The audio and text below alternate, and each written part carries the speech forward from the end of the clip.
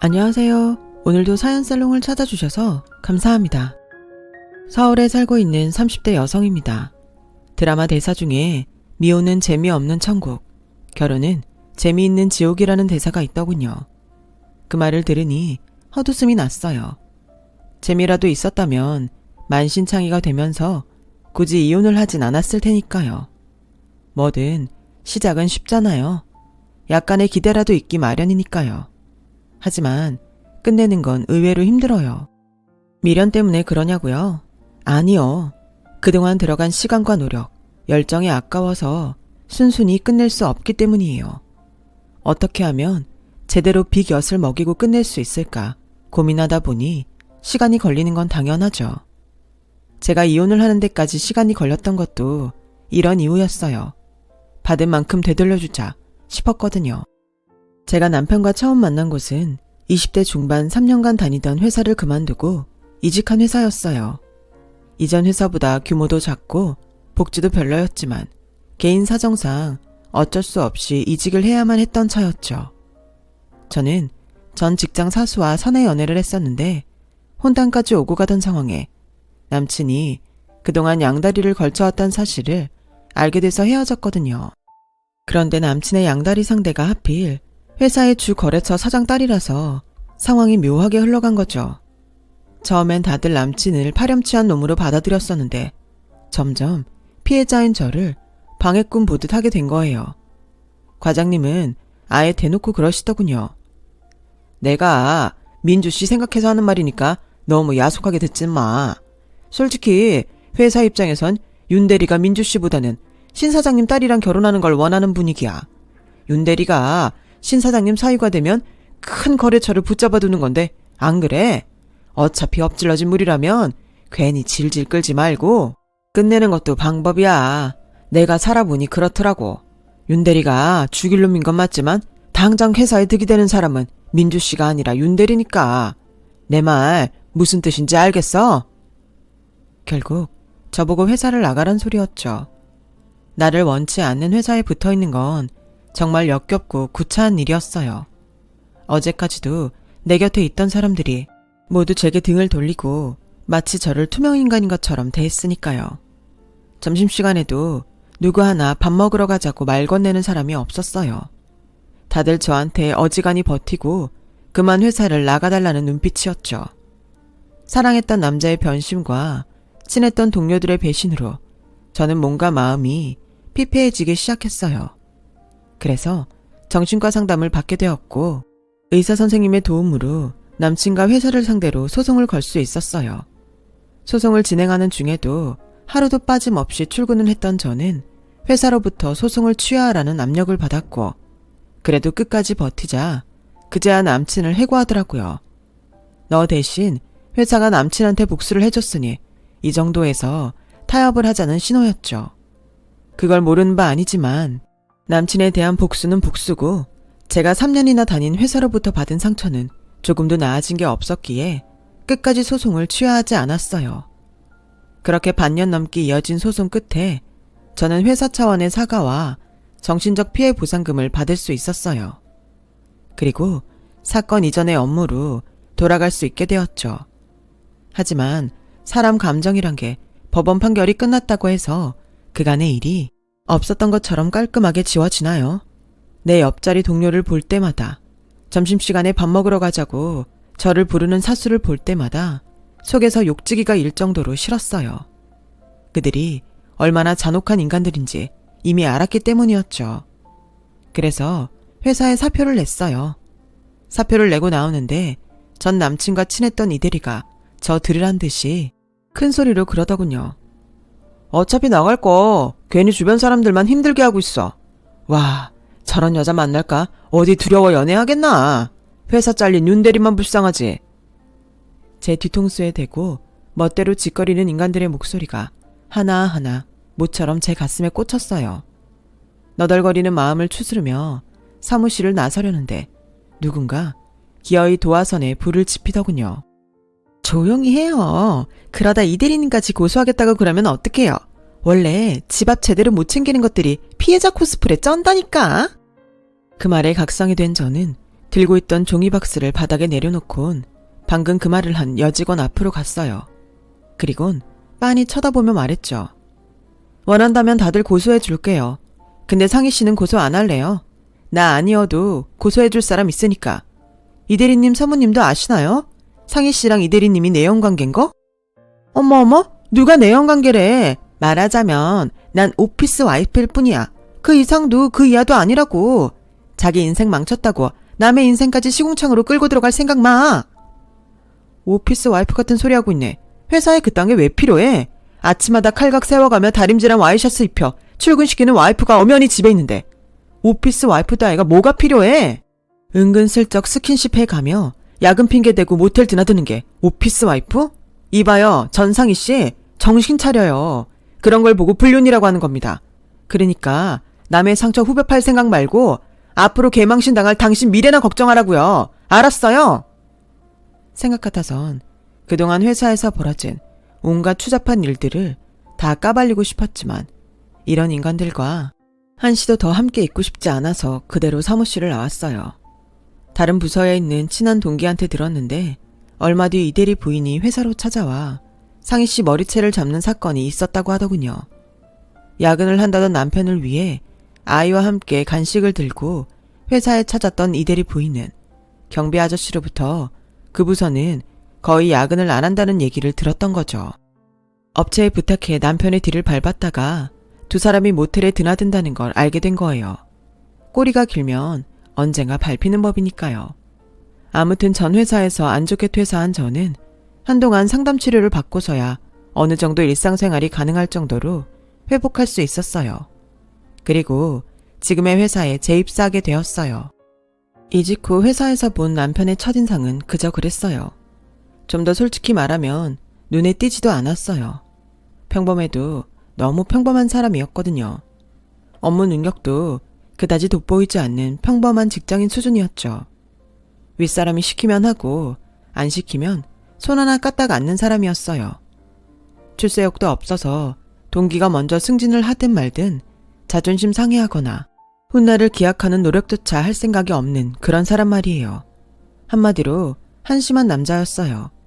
그래서 남편과 잘해보겠다는 생각은 애초에 없었어요. 아무리 잘난 남자가 싫다지만 그래도 못난 남자는 더 싫었어요.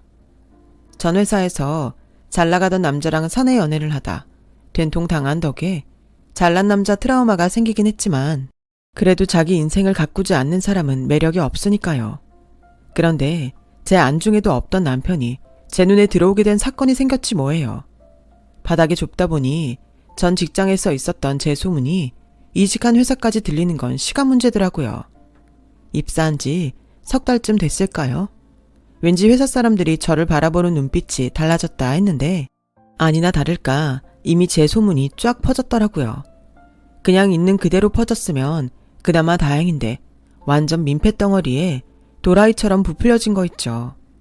아직 사람들과 친분을 쌓기도 전이라 다들 색안경을 쓰고 보더라고요. 이러다 여차하면 이 회사도 그만둬야 하는 게 아닐까 생각하고 있었는데 그 일이 벌어진 거예요. 점심시간에 여직원들이 탕비실에서 제 뒷담화를 하고 있었는데 하필 제가 그걸 듣고 만 거였죠. 전 회사에서 완전 또라이였더라니까. 내 친구가 민주씨랑 같은 부서에 있었는데 가관도 아니었대. 같은 부서 남자들한테 꼬리치는 건 기본이고 수 틀리면 동기고 사수고 할 거 없이 소송 걸겠다고 협박해서 돈 뜯어내는데 당한 사람이 한둘이 아니래. 글쎄 하도 평판이 안 좋아서 회사에서 나가라 그랬더니 회사까지 소송 걸어선 한 미천 챙겼다잖아. 그 돈으로 평생 놀고 먹을 것처럼 그렇게 굴더니 도박으로 다 날리고 사채빚 갚느라 우리 회사 들어온 거잖아. 살살거리고 다가와선 비밀 캐내곤 그걸 빌미로 돈 뜯어내는 게 특기래. 내 친구도 당했잖아. 얼마나 집요하게 협박을 했는지 참다 못한 내 친구가 회사를 그만뒀다니까. 암튼 상종을 하면 안 되는 종자야. 그때였어요. 평소 존재감도 없던 남편이 버럭 소리를 질렀어요. 이자은 씨, 그 말 책임질 수 있어요? 오민주 씨에 대한 그 말들 책임질 수 있냐고요? 아니, 그걸 내가 왜 책임을 져요? 난 그저 사실을 사실대로 말한 것뿐인데. 아무렴 아니 된 굴뚝에 연기 나겠어요? 괜히 나한테 그래. 본인한테 확인도 안 해보고 함부로 사람을 매도하고 있으면서 그 말에 책임질 생각도 안 한 거예요? 그 회사에 친구가 있다고 그랬죠? 그분 성함이 어떻게 됩니까? 사실이라고 했으니 전화해서 직접 확인해도 되는 거죠? 아, 그보다 여기 당사자가 있으니까 직접 물어보면 되겠네요. 오민주 씨, 지금 이 말들 사실입니까? 순간 기가 막혀서 말도 안 나왔어요. 이런 상황에 제 입으로 기다 아니다 말하는 것도 웃긴 일이니까요. 하지만 그냥 덮고 지나갔다간 앞으로 또 어떤 말도 안 되는 유언비어가 퍼질지 몰라 확실히 하기로 했어요. 그래서 전 회사에서 있었던 일들을 전부 말했어요. 그리곤 저에 관한 헛소문을 퍼뜨린 여직원에게 소문의 진원지인 친구의 이름을 물었더니 예상했던 대로 사내 불륜으로 망신당하고 회사를 그만둔 바로 그 여직원이었더라고요. 제 말 못 믿겠으면 친구분과 함께 삼자대면해요. 나한테 법원에서 받은 판결문도 있으니 원하시면 보여드릴 수 있고요. 그리고 사과하세요. 함부로 저에 대해 헛소문 퍼뜨린 거 사과하시라고요. 결국 그날의 소동으로 저는 누명을 벗을 수 있었고 덕분에 마음이 통하는 동료들이 생겨서 오히려 직장 생활을 하는데 많은 도움이 되었어요. 마치 자기 일처럼 용기 있게 나서준 남편과도 가까워지게 되었고요. 언젠가 남편한테 그날 왜 그랬냐고 물었더니 그러더군요. 남자는 내 여자다 싶은 사람을 위해서는 없던 용기도 낼 수 있어. 당신은 나한테 관심이 없었는지 몰라도 난 자기가 첫 출근하던 그날부터 찜해놓고 있었거든. 능력은 없지만 그래도 나를 위해 용기를 내줄 수 있는 남편이 그땐 세상 무엇과도 바꿀 수 없을 만큼 소중하게 느껴졌었어요. 그래서 결혼까지 이어지게 되었고요. 남편은 3남매 중 막내로 위로 누나가 둘이 있어요. 어릴 때부터 맞벌이를 하신 부모님 대신 두 누나들 틈에서 보살핌을 받고 자라서 그런가 독립심이나 책임감은 좀 떨어졌죠. 대신 다른 남자들에 비해 여자에 대한 이해심이 깊은 편이었어요. 세상에 완벽한 사람은 없다더니 남편은 일장일단이 뚜렷한 편이었죠. 30년 가까이 강력반 형사로 거친 남자들 사이에서 살아온 저희 아빠는 이런 남편의 심약한 부분이 마음에 안 들었던 모양이에요. 남편이 처음 결혼 허락받으러 우리 집에 찾아온 그날부터 못마땅한 표정으로 제 남편과 눈도 마주치지 않으셨거든요. 아빠, 도대체 왜 그래? 민규 씨 어디가 그렇게 마음에 안 들어서 눈길 한 번을 안 주냐고. 아빠는 이러면서 아빠 딸은 시댁에서 시부모님한테 사랑받길 원해? 그거 완전 도둑놈 심보잖아. 그럼 마음에 안 드는 걸 어떡해? 사람 눈 피하는 것도 마음에 안 들고 툭 하면 내 뒤에 숨어서 전부 너한테 떠넘기는 것도 싫어. 사내 자식이 가빠도 없이 비실비실해가지곤 저걸 어디다 써먹어. 세상에 반이 남잔데 왜 하필 저런 놈을 사윗감으로 데려와선 이렇게 아빠 속을 썩이냐. 기왕 데려올 거면 좀 남자다운 놈으로 데려오면 좀 좋냐고. 남자다운 남자? 아빠가 그렇게 남자답다고 마음에 쏙 든다고 했던 내 전 남자친구 기억 안 나? 그놈이 나한테 어떻게 했는데. 나 몰래 양다리 걸친 것도 모자라 부장이랑 싸바싸바해서 날 회사에서 내쫓으려고 했던 놈이라고. 그런데도 그런 말이 나와? 남자다운 거? 그깟 게 뭐가 중요해. 난 남자답지 않아도 좋으니까 나 안 속이고 믿을 수 있는 그런 남자면 돼. 그러니까 내 앞에서 더는 그런 소리 하지 말라고. 결혼식 날짜까지 잡고서도 아빠와 전 마주치면 늘 이렇게 기싸움을 했어요. 장인이 자신을 탐탁치 않게 여기는 걸 알아서 그런가 남편은 저희 아빠 앞에 서면 비 맞은 강아지처럼 풀이 죽어선 제 뒤만 졸졸 따라다니곤 했죠. 그럴수록 아빠는 더더욱 제 남편을 못마땅해 했고요. 비록 사위와 장인 간의 사이는 그닥 좋지 않았어도 사위 사랑은 장모라고 엄마와 제 남편은 사이가 좋았어요. 엄마가 제 남편을 많이 챙겼거든요. 홍삼이며 공진단까지 바리바리 챙겨서 먹이는 건 물론 사위가 좋아하는 반찬 챙기기 바쁘셨어요. 어느새 사위한테 엄마 사랑을 뺏긴 아빠는 불만이 더 커졌고요. 그러는 사이 결혼식은 코앞으로 다가왔고 결혼 휴가를 앞두고 미리 끝내야 할 일들로 눈코 뜰 새 없이 바쁜 나날을 보내야 했어요. 그래서 주변에 눈 돌릴 틈이 없었죠. 몰아치듯 결혼식을 치른 저는 신혼여행에서 돌아온 후에도 역시나 밀린 업무를 처리하느라 바빴어요. 주말이면 시댁에 불려가 이제 막 가족이 된 시댁 식구들과 가까워지려고 노력을 해야 했어요. 결혼 안 한 시누이가 둘이나 있다 보니까 사소한 것 하나까지 어찌나 눈치가 보이는지 시어머니보다 시누이 시집살이가 더한 것 같더라고요. 마치 온 사방에 CCTV를 설치해 놓은 것처럼 시누이들의 시선을 받으며 행동하려니 걸음걸이 젓가락질 하나까지도 눈치가 보여 불편했어요. 거기다 큰 시누는 제 남편을 업어 키운 사람이라 마치 저를 자기 며느리 보듯 하지 뭐예요.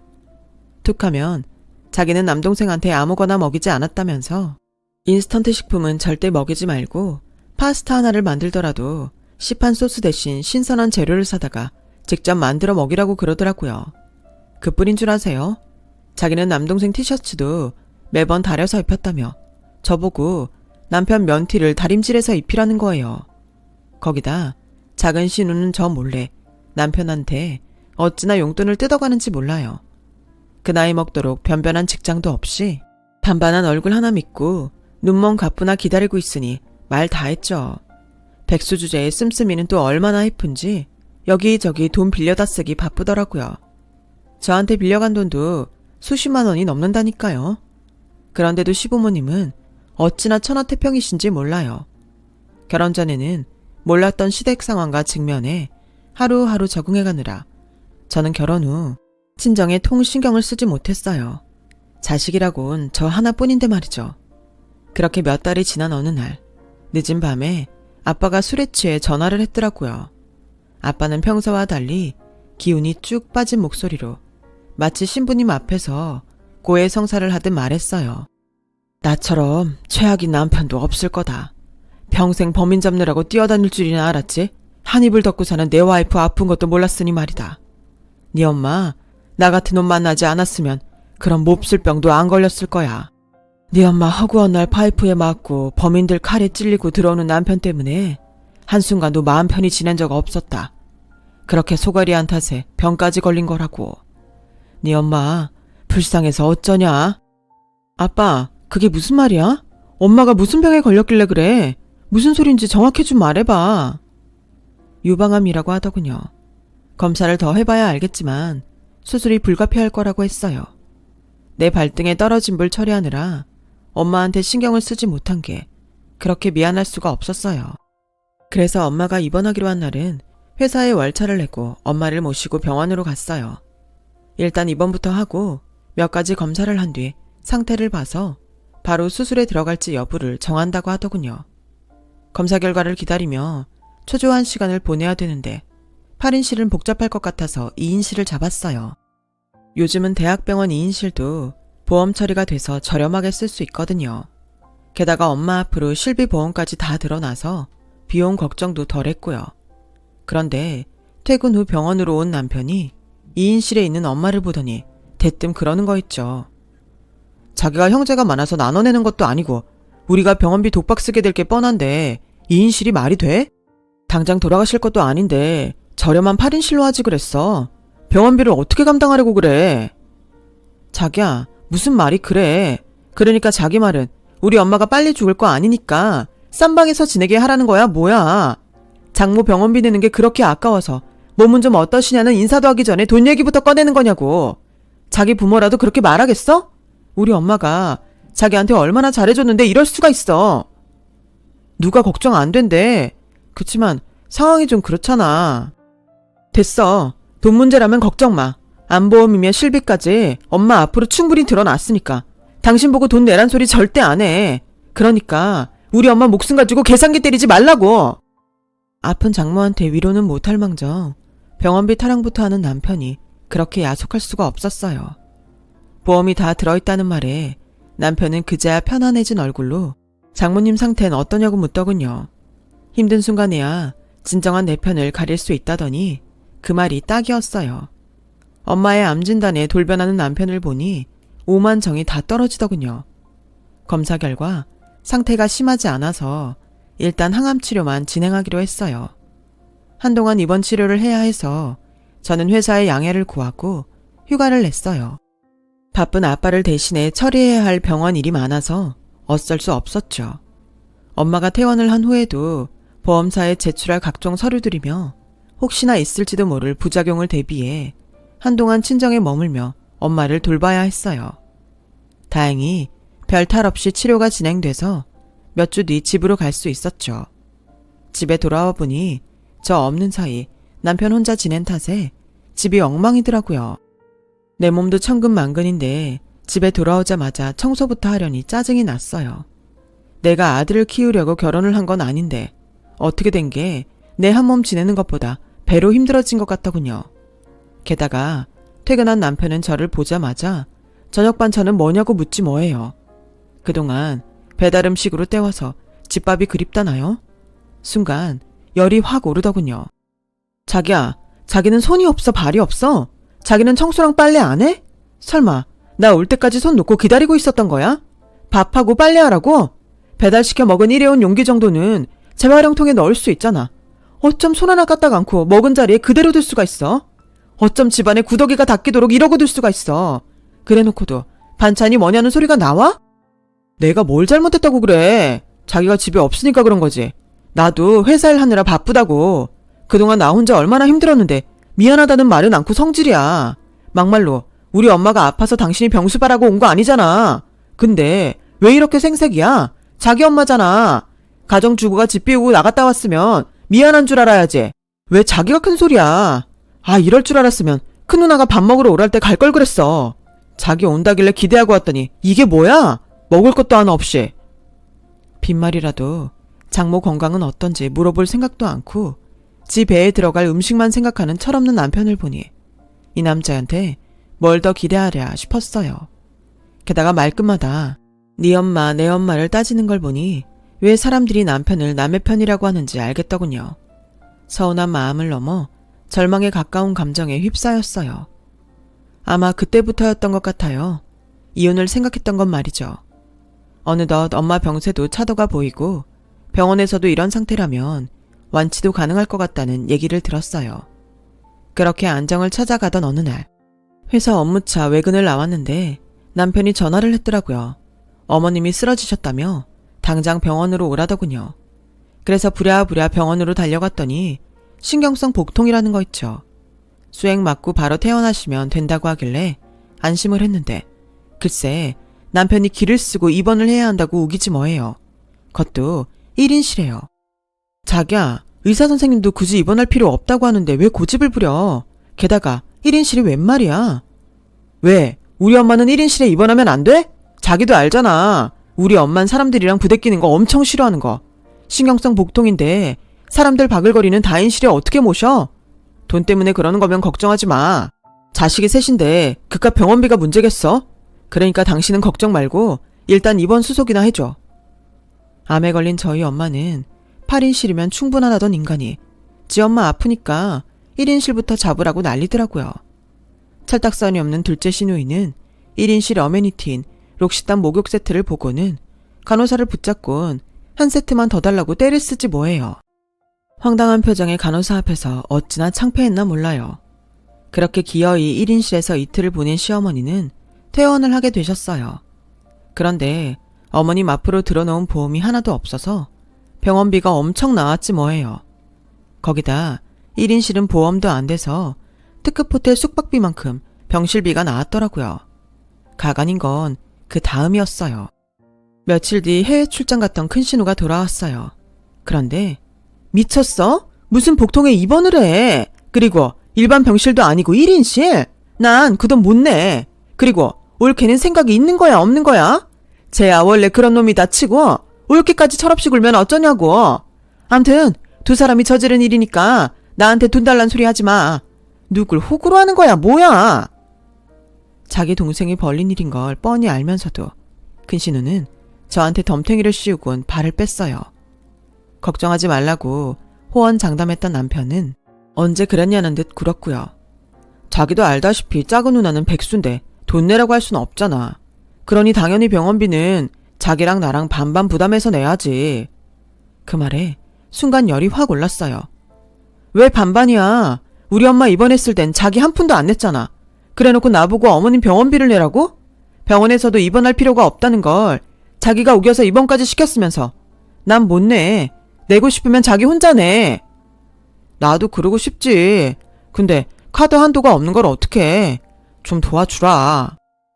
도대체 뭘 얼마나 썼는지 카드 한도도 없다는 남편 탓에 결국 저는 제 카드로 병원비를 지불했어요.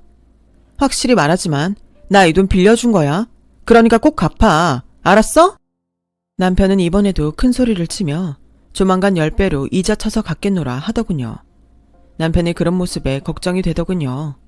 아니나 다를까 몇 주 뒤 일이 터지고 말았어요. 토요일이라 모처럼 늦잠을 자고 있었는데 누가 미친 듯이 초인종을 누르더라고요. 부서져라 문까지 두드리면서요. 나가보니 큰 신우였어요. 거의 반 미친 사람처럼 문을 열어준 저를 밀치고는 다짜고짜 안방으로 들어가 곤히 잠든 남편을 걷어찼어요. 느닷없는 발길질에 침대 밑으로 떨어진 남편은 지 누나를 보곤 마치 귀신을 본 사람처럼 놀라더군요. 야, 이 미친놈아, 너 내 돈 어쨌어? 엄마한테 맡겨둔 내 결혼자금 어디다 숨겼냐고. 당장 내놔. 내놓으라고.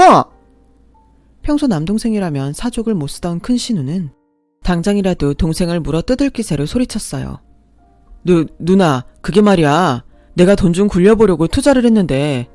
누나, 미안해. 내가 죽을 죄를 졌어. 남편은 무릎까지 꿇고 싹싹 빌기 시작했어요.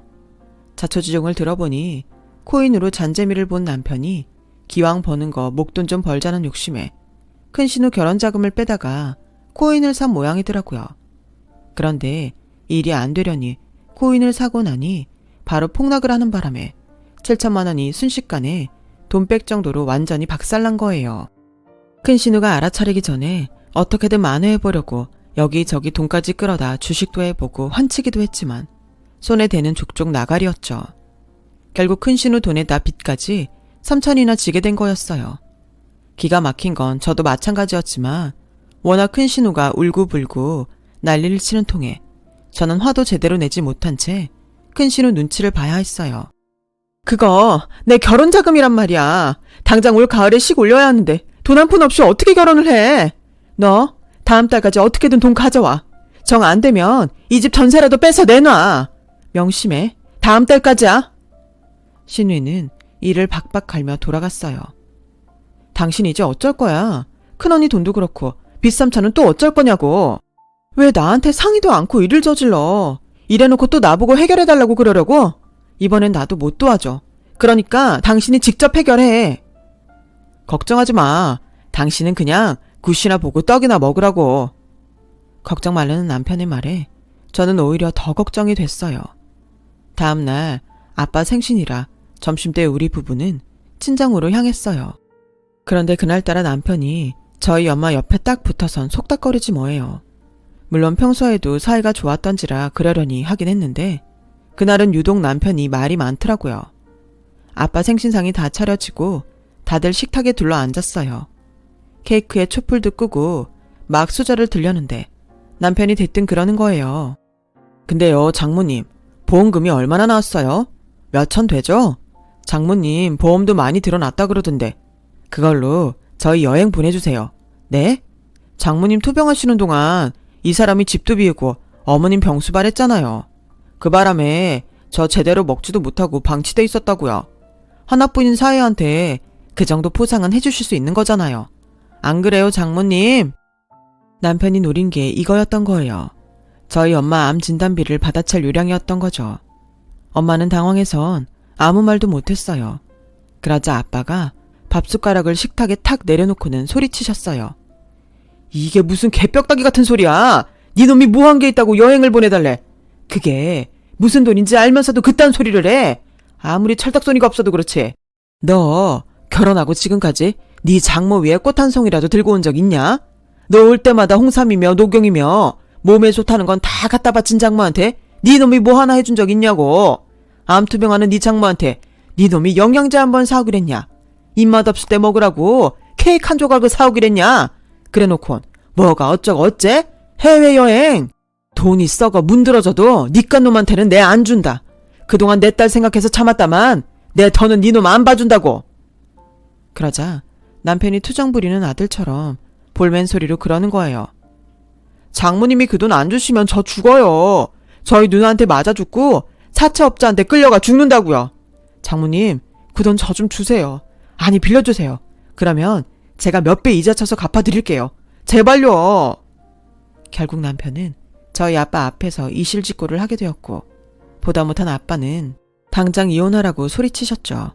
정신 차려 이놈아. 머리에 똥만 차선 그 나이 먹도록 지 누나랑 와이프한테 패만 끼치고 사는 놈이 뭘 해서 네가 그 돈을 만회해. 어림도 없다 이놈아. 내가 형사생활하면서 너 같은 놈들 한두 번 겪는 줄 아냐? 입만 열었다 하면 거짓말해. 사고 쳐놓은 뒷소습은 나 몰라라 하고 결국 주변 사람들만 힘들게 하는 놈들, 그거 죽을 때까지 못 고친다. 난 더 이상 너 같은 놈한테 내 딸 맡길 수 없으니까 당장 이혼해. 한 번만 더 내 눈에 띄면 그때 네 놈 철창 신세질 줄 알아. 결국 우리 부부는 이혼을 하게 되었고, 남편은 전셋집을 빼서 큰 신우 결혼 자금을 갚았어요. 그리고 나머지 돈으로 사채 빚을 갚았죠. 남은 건 제 카드로 긁은 시어머니 병원비 뿐이었어요. 남편은 수중에 있는 건 코인뿐이라며 병원비 대신 받아달라고 하더군요. 이미 무용지물이나 다름없는 거였지만 일단은 받아두었어요. 그런데 회생 불가인 줄 알았던 코인이 1년도 안 돼 엄청 올랐지 뭐예요. 남편한테 빌려준 돈에 100배도 넘는 수익으로 말이에요. 코인을 팔고 계좌에 찍힌 수익금을 보고 있자니 인생이 참 재미있다는 생각이 들더라고요. 전 남편이 그렇게 바라던 행운이 돌고 돌아 제 손에 들어온 셈이니까요. 이 행운 제가 누려도 되는 거겠죠? 지금까지 제 사연을 들어주셔서 감사합니다. 여러분의 곁에 행운이 찾아오길 바랍니다. 건강도 잘 챙기세요. 여러분, 사연 댓글에 응원과 현명한 조언 부탁드려요. 좋아요와 구독은 저에게 큰 힘이 됩니다. 오늘도 좋은 일 가득하세요.